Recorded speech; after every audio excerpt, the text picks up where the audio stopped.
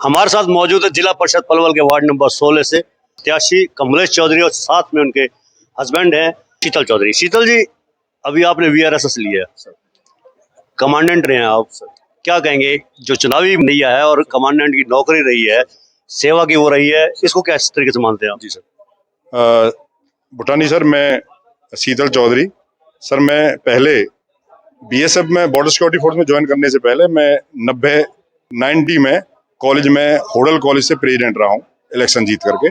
और जो मेरा पारिवारिक जो राजनीति में रहा है, मेरे दादाजी 2 बार ब्लॉक समिति होडल के, जिसमें होडल और हसनपुर दोनों एक साथ थे उस टाइम, तो हम लोग 2 बार ब्लॉक होडल के ब्लॉक समिति के चेयरमैन रहे हैं।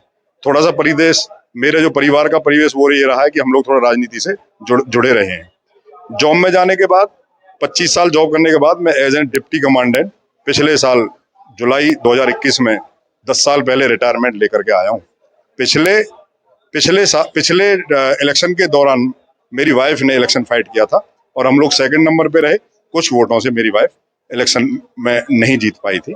और हम लोग पिछले 5-6 साल से कंटिन्यूटी में हर गांव और अपने हर गांव के हर घर से परिचित हैं। हर गांव और हर घर में हम वोट के लिए रिक्वेस्ट कर रहे हैं।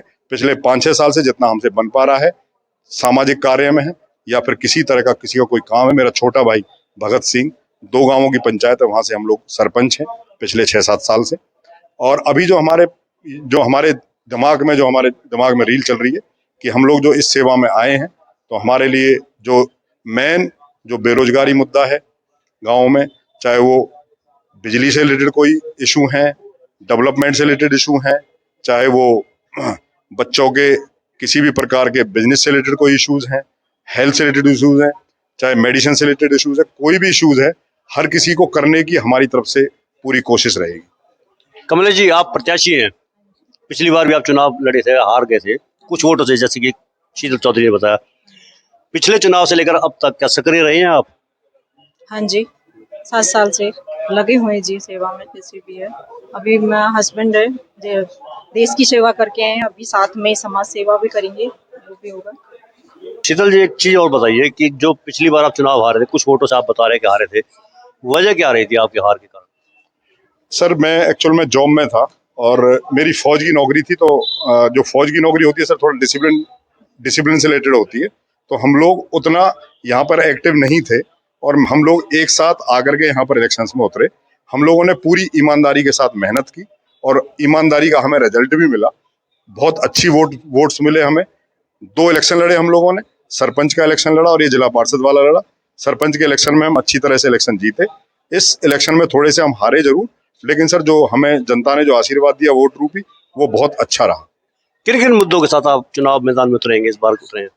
सर, एरिया डेवलपमेंट, चाहे वो शिक्षा से रिलेटेड है और चाहे वो बेरोजगारी से रिलेटेड है, चाहे वो मतलब किसी भी तरह का, चाहे वो, मैं थोड़ा सा फोकस करना चाहूंगा सर कि जो सेंट्रल गवर्नमेंट और जो स्टेट गवर्नमेंट की स्कीम्स हैं जो महिलाओं के लिए, जिसमें एन एग्जाम्पल चाहे सिलाई केंद्र है, चाहे कंप्यूटर सेंटर्स हैं, उस तरह के जितने भी महिलाओं से रिलेटेड जितने भी काम हैं, हम लोग महिलाओं को, बच्चियों को गांव-गांव जाकर के जागृत करें और गांव में जाकर के उनके लिए, क्योंकि गवर्नमेंट की स्कीम्स के तहत बहुत अच्छे सब्सिडी पे लोन्स मिलते हैं और आज की डेट में मैक्सिमम बच्चियां और मैक्सिमम लेडीज पढ़ी लिखी हैं।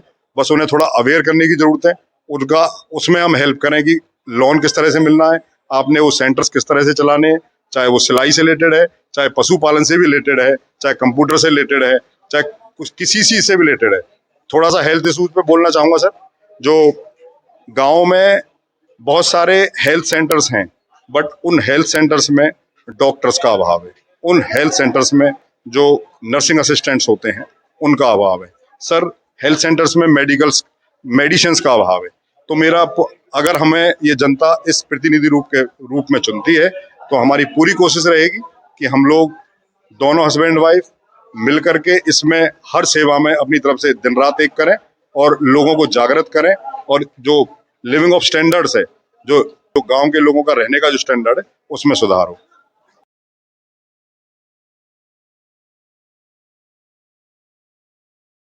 नीचे जो आप देख रहे हैं यूट्यूब चैनल, इसको आप लाइक करें, सब्सक्राइब करें, कमेंट बॉक्स में जाकर एक प्रतिक्रिया अवश्य दें और इस लिंक को आप ज़्यादा से ज़्यादा शेयर भी कर दीजिए। वोकल फॉर लोकल के लिए आपका इतना सहयोग हमें चाहिए। धन्यवाद। जय हिंद, जय भारत।